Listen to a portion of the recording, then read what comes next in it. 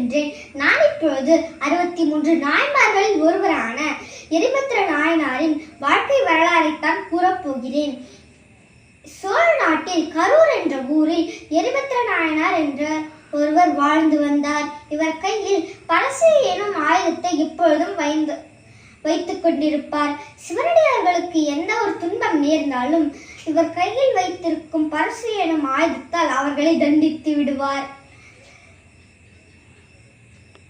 இதே ஊரில் சிவகாமியாண்டார் என்ற ஒரு சிவனடியார், அவர் ஒரு முதியவர். சிவகாமியாண்டார் என்ற ஒரு சிவனடியார் நந்தவனத்தில் பூக்களை பறித்துக் கொண்டு பசுபதீஸ்வரர் கோவிலுக்கு பூக்களை கொண்டு சென்றிருந்தார். இந்த நாட்டை ஆண்டு கொண்டிருந்தும் புகழ்ச்சோழ மன்னன் என்ற மன்னன் அவரது பட்டவர்தனம் எனும் யானை குளத்தில் குளிப்பாட்டி